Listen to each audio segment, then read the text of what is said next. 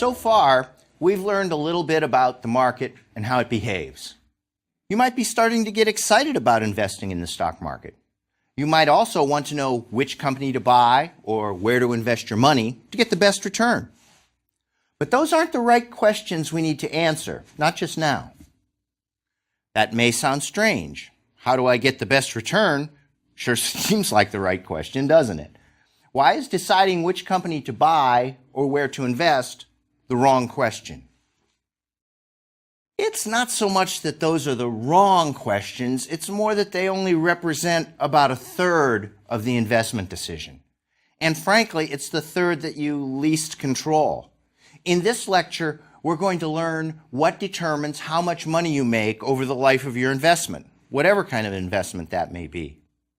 Stephen Hawking, the brilliant British physicist and author of the popular book on cosmology, A Brief History of Time, says that every equation in a book reduces the readership by half.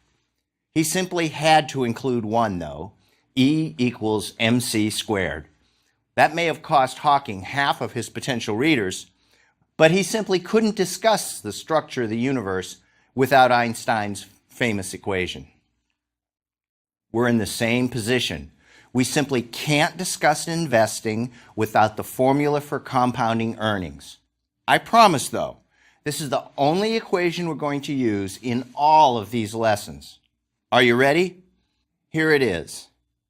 The terminal value equals the investment times the quantity of 1 plus the rate of return raised to the power of the time invested.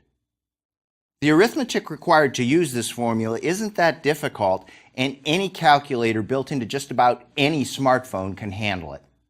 This equation says that the terminal value of your investment, or how much you have when all is said and done, is equal to the amount that you invest multiplied by 1 plus the rate of return you earn raised to a certain power. That power is the number of time periods that you stay invested.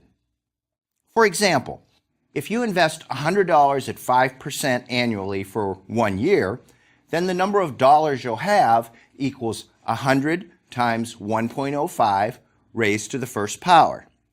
That's $105. I'll be doing some numerical examples in a few minutes, but the point of those examples isn't going to be the formula or even the specific numbers. No, the point will be the way that the inputs to this little formula affect how much money you'll have at the end of the day. Let's lay the groundwork for that before we get to the numerical examples. This little formula teaches us a lot. First, it tells us that 3 things determine how much you'll eventually have after you make your investment. Yes, one of these 3 is indeed the rate of return you earn. The higher the rate of return you earn, the larger the terminal value, the more you'll have when all is said and done. But that's only one of the 3 things that determine your investment. The other 2 are the amount that you invest and how long you're invested. The more you invest, the more you'll have. That makes sense. The longer you invest, the more money you'll have, at least as long as your rate of return is positive. That makes sense too. Second, the formula tells us that investing is a lot like planting a tree.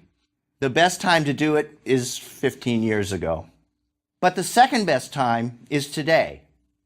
If we had planted a tree 15 years ago, then we could have enjoyed its shade or hung a swing from it today. But if we didn't plant it 15 years ago, then the best thing we can do now is plant one today. Same with investing. If we had started investing 15 years ago, then we'd have a nice little nest egg by now. But if we didn't start investing 15 years ago, then the best thing we can do is start investing today. I promised to do some numerical examples to illustrate how the 3 inputs to the formula, the investment, the return, and the time horizon, affect your terminal value. Let's do those now. First, we'll do what all investors want to do. We'll increase our rate of return and see what happens. Suppose that we're really smart, or maybe